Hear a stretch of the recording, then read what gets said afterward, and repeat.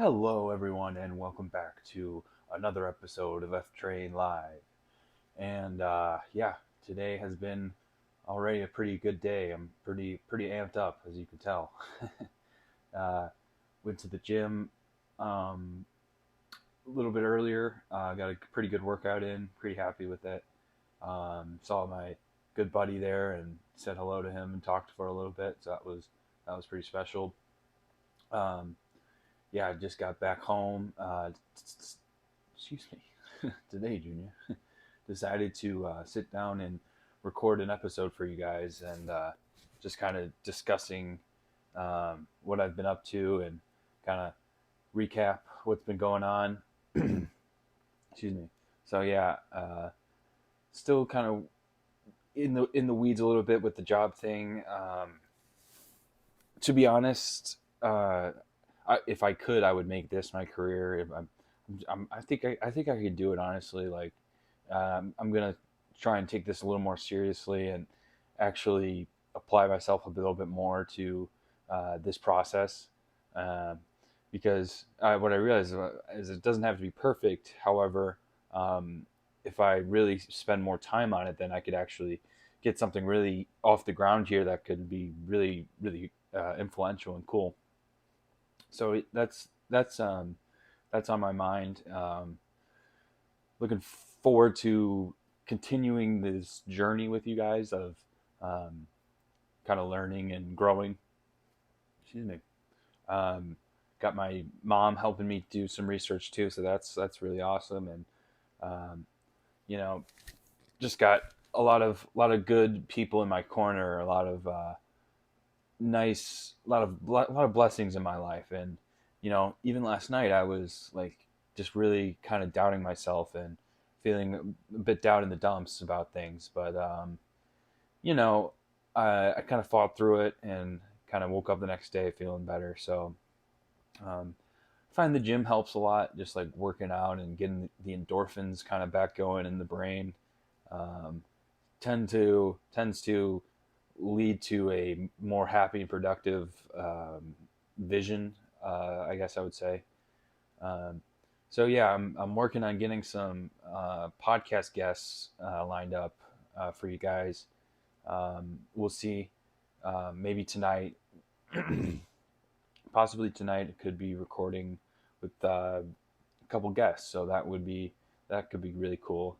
Um, just kind of individual video would be with one guest because I just have the two microphones. We could record it maybe without the mics, but yeah, we'll see. See how play by ear, as they say. Um, but yeah, so we got two guests lined up potentially. So look forward to that. That could be coming in the near future. Um, got working out. We got our 5 points. Don't think I forgot about our 5 points. Family, friends, working out, taking care of yourself, taking care of others. Those five things are what we strive for here on F Train Live, and what we really try and live for is those 5 points. We want to make sure that we're excelling in those five areas of life because they're what make life worth living and worth and meaningful, right? So um, yeah, not a whole not not too much planned for the rest of the day.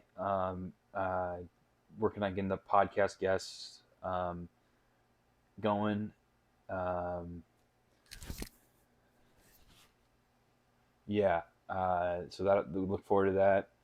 Um, I felt like we were kind of talking about history in the prior episodes, so I guess I'll dive into that a little bit more, and we'll talk about Egyptian history, history of the Egyptians. So Egypt was um, a very is an ancient civilization, no longer around. There's still obviously the country of Egypt, but not really. I don't want to. I want to say there's not really like an Egyptian kind of. Well, there's Egyptian people, but like like the ancient Egypts aren't really like ancient Egyptians aren't really like a thing anymore. I guess you could say. We'll stay away from that. We won't go down that road. But anyway, um, ancient Egyptians invented like the hieroglyph, and the hieroglyph is basically like kind of like a picture, a paint, like a it's like a drawing, and it essentially represents it's a drawing or a symbol. And it represents something in the real world. So like um, draw hieroglyphs for like the various gods of ancient Egypt, and hieroglyphs for like um, different activities that the Egyptians would do, like farming or hunting or um, yeah, those kind of those things, or like worshiping. There would be hieroglyphs for that. So that's pretty cool. And just to kind of dive into the Egyptian mythology, we have Ra, the sun god, and he's like kind of like the top guy. He's most important in the Egyptian mythology. Um, and then there's also Isis. I think that's how it's pronounced. And she, I know, I'm not getting down that road, but she was like the kind of like the motherhood god, like goddess of fertility and stuff like that. Um, and then there was also Set, and Set was the god of like the underworld, and kind of like your kind of traditional nefarious god, kind of evil, kind of not do gooder kind of god.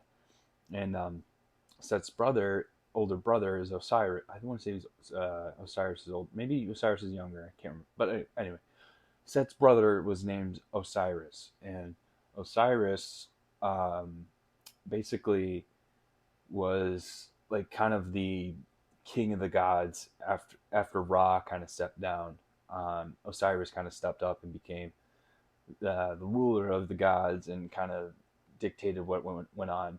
But Set was very jealous of his brother, and wanted to wanted to wanted to have the power that Osiris had. So he set up this like for it was Osiris's birthday, and Set was like, "Oh, I got you this cool coffin for your birthday. I need to lay down in it." And Osiris is like, "Okay, whatever. Yeah, I'll lay down in it." And so Osiris lays down in this coffin.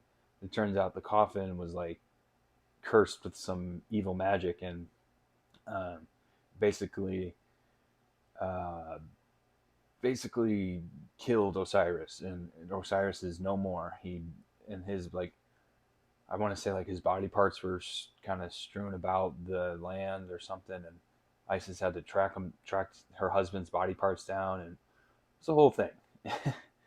um, and then Horus was the son of Osiris and Isis, I want to say, and Horus was like the hawk god, and kind of like the god of war. And so he had the head of a hawk, body of a man. Excuse me. And that's how he's like depicted in hieroglyphs. And he eventually defeated Set, and excuse me, um, kind of became the de facto king of the gods after Set kind of seized power. And yeah, so Osiris becomes like the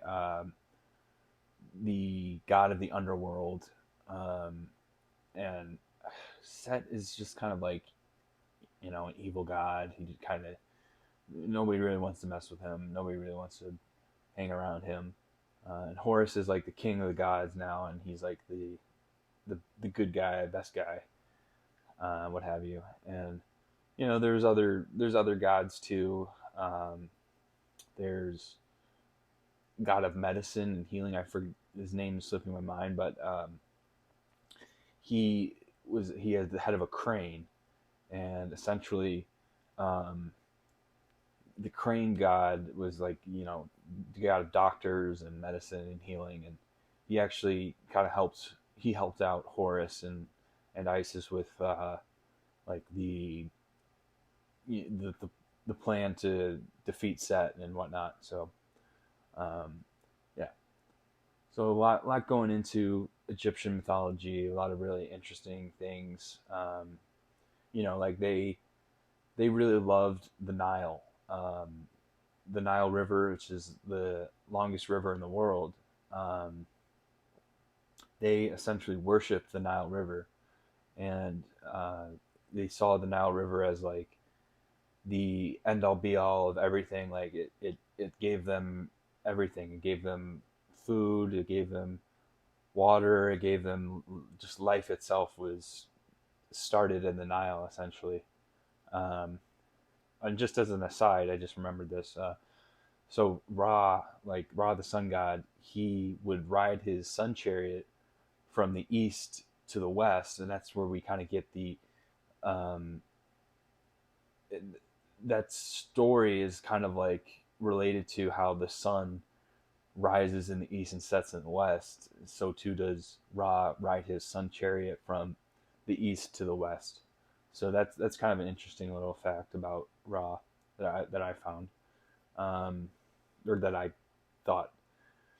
Um, so yeah, the ancient Egyptians were very interesting people. We have pharaohs, we got sphinxes, the Great Pyramids of Giza, all those things, and um, interestingly enough, the pyramids were built as a kind of tomb, or kind of like final resting place for the pharaohs, and kind of was like how we have graves. They had the pyramids, and the pyramids would hold like the sarcophaguses.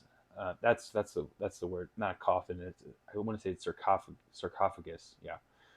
So the sarcophaguses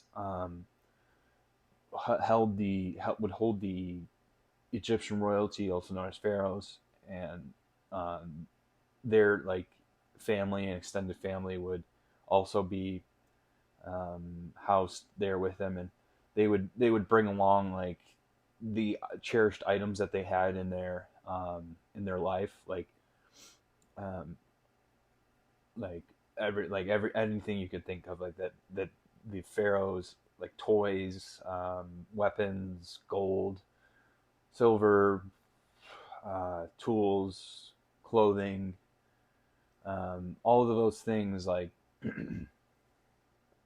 that the pharaoh like held close and dear to him in his life. He would want to be buried with those things so that he could have access to them in the afterlife. Um, and kind of an interesting thing about the Egyptian afterlife is that like there was like this feather. I forget the name of it, but like essentially this feather. This feather would weigh your kind of soul. Like it would be like, okay, you were a good person, so then like you would like weigh like there would be like a scale, and I want to say this is how it works. I'm not sure, but there would be a scale, and the feather would be on one part of the scale, and then on the other part of the scale would be like your soul, and you wanted your soul to weigh less than the feather, because if the feather weighed more than it, or if your soul weighed more than the feather, then that was not good. Like you were kind of a bad person if your soul weighed more than the feather. So you wanted your soul to weigh less than a feather, and a lot of times, yeah, like that's how people's like general lives were kind of like, it was like, okay, you get to go to heaven or hell, like in Egyptian mythology or whatever. So um, yeah, some pretty interesting stuff there. Some di- kind of different than what we kind of in the West think about for religion and mythology and stuff like that. They had some different ideas about that, for sure. And linen, I don't know, I just thought of linen, but like linen was a um, important part of um, kind of like the Egyptian mythology, and like that was used to wrap up the bodies of the pharaohs, and before they went to the sarcophagus, they would be wrapped in linen. Um, they would take like their brains out through their nose with like this special tool. There's a whole bunch of pretty wild stuff that they would do. They'd remove all the organs, all the blood would be drained. Uh, yeah, like just a bunch of really interesting things that they would do. Kind of seems a little weird to us now, but they would do that to the pharaohs, kind of to like I guess to like ensure that they would have a good afterlife, um, or like that they could transfer over from this mortal realm into the afterlife realm. So yeah, it's pretty interesting. It's yeah, definitely like definitely very mind blowing stuff.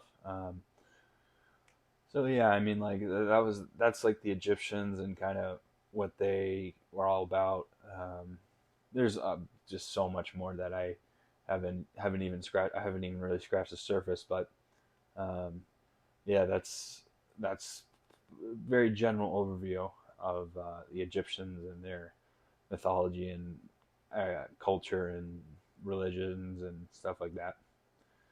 So um, mythology and religion is a kind of interchangeable term in a way because like for us looking back that's their Egyptian mythology, but for them that was their religion. That was what they like believed in. That's what they like actually thought about life, like how we think about um and I'm not trying to say anything about like the validity of religion now, but I'm just trying to say it's comparable to how we um, view like God and stuff today.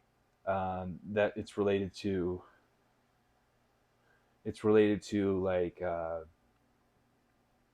like okay sorry I'll start over. So how we see God today is kind of comparable to how they viewed their gods back in the day, kind of thing. So I mean, I might be wrong in that. Feel free to correct me, but yeah, I just that's how kind of how my brain sees it. But um, anyway, moving on. Um,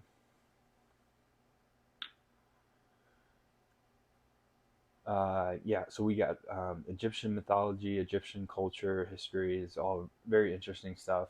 Um, they they kind of worshipped cats. Like the cat was a very respected kind of almost like another member of the family. Like if you if you had a cat, like you were seen as like very wealthy, um, and like cats were just like really awesome. People they loved the Egyptians like loved cats so much. Like cats were seen as like the protectors of like everything, and they kind of warded off bad spirits, and they protected the family and kept them safe. So um, yeah, so that's kind of Egyptian.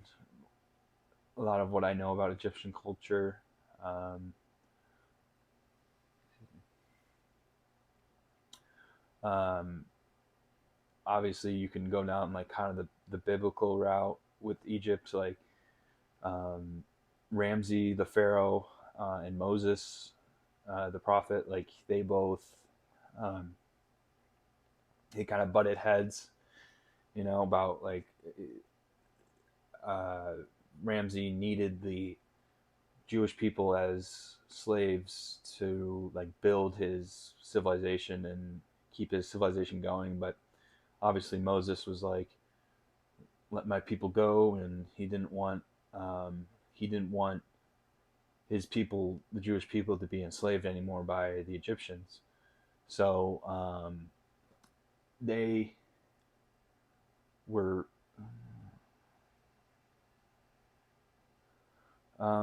they'll be freed.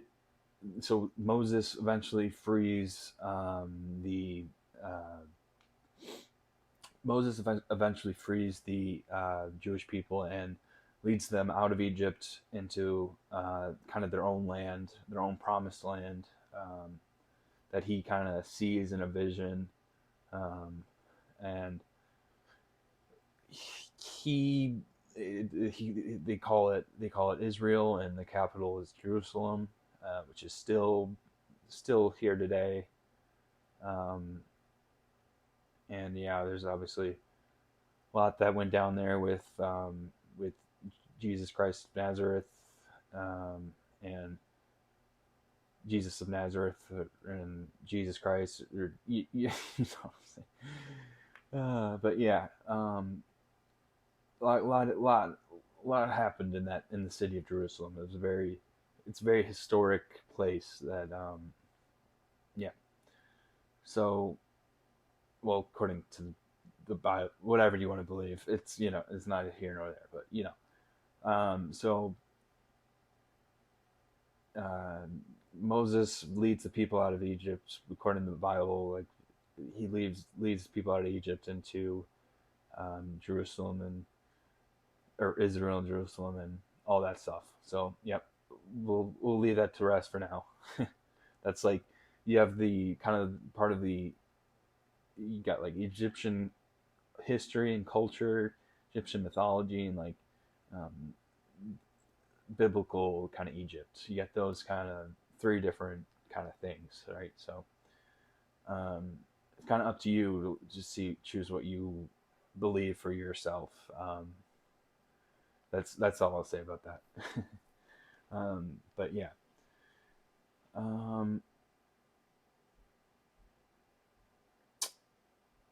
yeah. So let's shift gears. Let's talk about Greek mythology. And so the Greeks, they did a whole lot for us. They were kind of the birthplace of democracy, the birthplace of like the Western society, Western world was born in Greece, and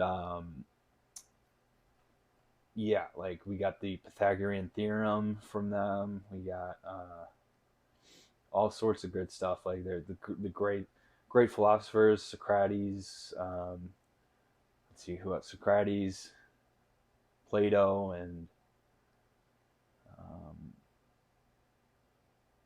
one more. It keeps slipping my mind, but Socrates and Plato. Um, they were really awesome philosophers, and a whole bunch of different quotes that I can't really recall right now, but like a whole bunch of great quotes about life that they said, and um, there's a lot that can be learned from them for sure. I could definitely learn a lot from them. I should sit down and read about kind of what they had to say. Um, but yeah, a lot came out of Greece. A lot of good things came out of Greece, I would say. Like I was saying, philosophy, uh, philosophy. Yeah, that sounds weird. Philosophy, history. Well, not history, but like philosophy. Like they had their own whole mythology, whatever you want to call it. Like, um, it, it was their religion. Obviously, just like the Egyptians, it was their religion, but we see it as mythology now. Like, it was like Zeus was the god of the sky, and he was the one kind of throwing down lightning bolts, and creating thunder and all that. Yeah, and he was the son of the Titan Kronos, and Kronos was kind of like the god of time, I guess you could say. I want to say that's right. I might be wrong. Um, and yeah, so there was 12 Olympians, 12 like big time Greek gods. There was also 12 Titans. They were kind of the big 12 Titans, and there was also 12. Yeah, so it went the gods, Greek god, 12 Olympians. Then before them was the 12 Titans, um, and then before the 12 Titans there was the 12 giants. So yeah, that number 12 is pretty important in Greek mythology. You see that come up quite a bit. Um, so yeah, we have Zeus, obviously the god of the sky and kind of the king of the gods. He was the youngest Olympian, but he um, was ironically the strongest. Um, and Poseidon was his brother, and Poseidon was the god of the oceans and like the seas, um, oceans and seas, kind of like the saltwater god or whatever. Not whatever, but you know what I'm saying. And then there was god of the underworld, Hades. In Hades, yeah, ran the underworld and was kind of like the god of, um, not the god of death, but like he ran the underworld basically. Like so, like when you died, you went to Hades. It was also named Hades. It was like another name for uh, hell. He double hockey sticks. So yeah, you went to Hades, where Hades was the ruler, and he had a three-headed dog named Cerberus. There was this old guy in a boat who would lead you down the river Styx into the afterlife, take you from, like, when you died, you went down, or whatever, you went to this river, and he would be at the river, and he'd be like, okay, get in my boat. We're um, taking you to the afterlife. And so he would take you to the afterlife, and then Cerberus was three-headed dog would be there, and there was kind of like a few different like places you could go in the Greek mythology. You could go to, like, kind of like the heaven. I think it was called, like, it may have been called Elysium or something, maybe something like that. Elysium, I want to say, but that was like the best. Like that was where all like the heroes went, and all the people who did a lot of good in life that were just undeniably really good people. They would go there, um, and then there was also like kind of like just like the middle ground, like kind of if you were just kind of an average Joe, run of the mill sort of person, you would go there. And then there was Tartarus, and then Tartarus was pretty much like the, like, really really bad. Like if you were a really bad person, and you would go to Tartarus and kind of just suffer torture for eternity, and just be totally miserable, and feel awful for forever. That was Tartarus, and you really didn't want to go there. That was just a really bad place.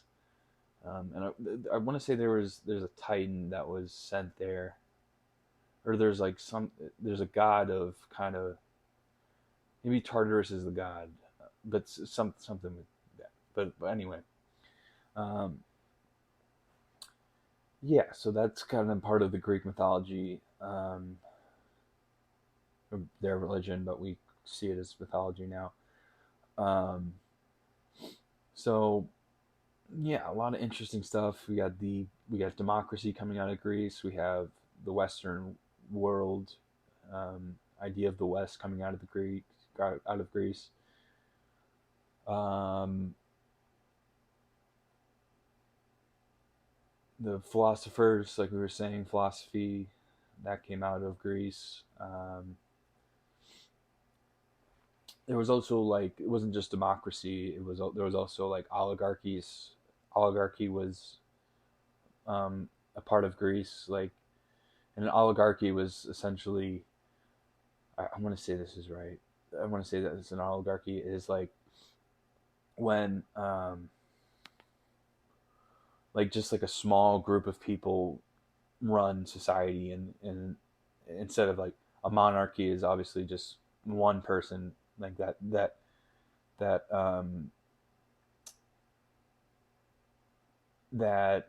prefix mon means like single one, um, and so uh, the prefix, I want to say al or ali, means like few, want to say. So like oligarchy is like um, led by the few, monarchy led by the one, um, and then like democracy, I guess, would be demo, which would be like many. I want to say so run by the many, run by many. Um, so yeah, that's pretty interesting.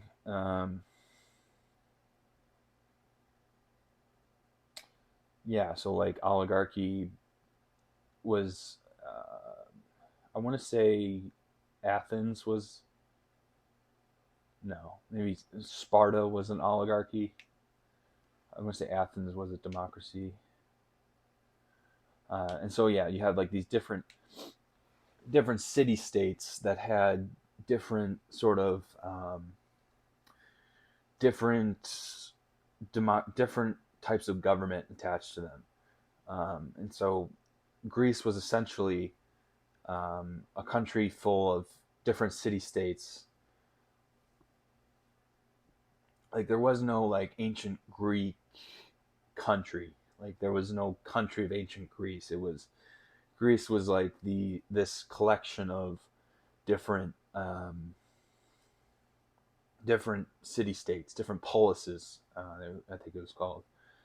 So these different polises were polici, uh, would interact with each other and what have you, and but there was never a unified like Greek one Greek king. Like there was just like this group of different groups of people who they believed the same religion. Um, they kind of had the same similar cultures, but there was no kind of unified Greek country, ancient Greek country like there is now, like modern day Greece. You have, so yeah, that's pretty interesting.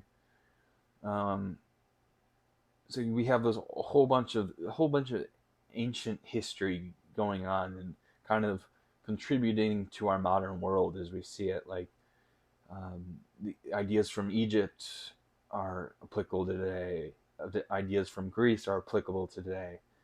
All these different ideas are just totally mind blowing and awesome. That and they help us, um, help us make sense of the world today. And we're kind of there's an old adage from Albert Einstein and went something like we're standing on the shoulders of giants. We're um, our progress today is mainly because of the hard work and integrity of these amazing people that came before us. So, in essence, I would say it's our duty as a people to work as hard as we can to expand upon that progress and grow in that zone as much as we can. So yeah, thank you guys so much for watching. This turned out to be a pretty interesting episode, I think. Um, so thank you all for watching from the bottom of my heart. It really means the world to me. And I'll catch you all in the next episode. See ya.